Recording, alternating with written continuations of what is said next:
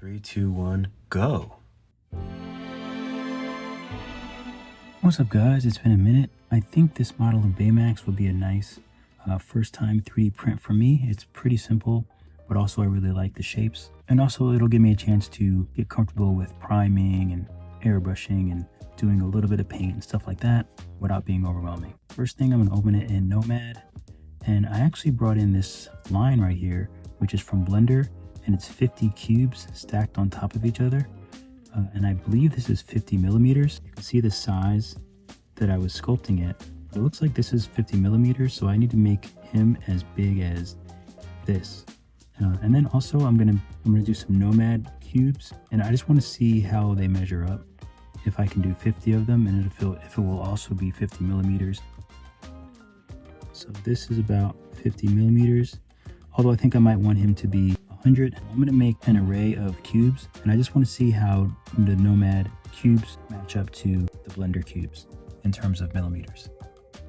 And I'm going to do 50, and then we'll just stretch it out. Okay, so there's 50 in Nomad. Here's 50 in Blender. Okay, so Blender is lower. So this looks like it might be, if I join these and clone, so it's about 100. So it's about 100 Nomad blocks equals 50 millimeters. Interesting. We don't really need these since I have the ones from Blender.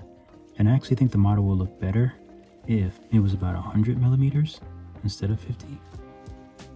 So I think 50 is about the size of a lime, but I think double that would be better. So now I've made, so we'll go ahead and take everything. It would be nice to actually drop the pivot. This way I don't have to keep moving him up to the horizon line. I can just resize and it will stay there. Okay, so about 2 limes. I think that'll work. He might print as is, but I think it might be a better idea to print the arms, the head. I think the legs are fine, but maybe the arms and the head separate and the base separate. So I'm gonna make some, I think it's called cut and key. I'm gonna make those just using cylinders. So that way I should be able to put him together, print him separate and then put him together. So first I'm gonna clone the body, and I'm gonna name one of them body X. I'll do a Boolean operation to sort of cut this shape out of the arm, because the arm, as you can see, is like not really shaped correctly. So I'm going to choose body X and the arms, and then I'm going to hide body X. So now when I voxel remesh, it will cut the shape of this body from the arms. So remesh. Oh, did I want to do the legs? No, I think the legs are okay. So now I'm going to add cylinders here and here that will go straight into the body. And it looks like I'm going to have to do them separately, but that's okay. So we can just bring this out of the mirror and we'll do them one at a time. I'm not really sure how long I should make it. I'll take one of them and then bring them over for this one. And I'll clone it and I'll name this cylinder X. Okay, so we know that these two are the ones that we're going to use to cut the section out of the body. So we need to make it a little bit bigger. And I just learned from Above Long Art that you can use blend, which I never really used before. Turn the opacity down. I can then make it a bit bigger. I think something like that should work. And I'll do the same thing for this one. I'll just make it a bit bigger. I can probably clone both of these and use it for the head too. So we can do the same thing with the head. Body X, and the head. So let's take both of those, we'll hide body X. We can do it at like 400. Do the same thing we did, but for the head.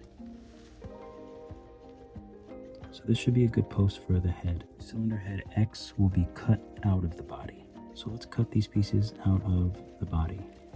We'll cut all the X's from the body, so let's hide them. And then we'll voxel remesh 425. Now if we hide the arms, we should see, yes. If we hide the head, we should see, there we go. We also need to cut this piece from the legs.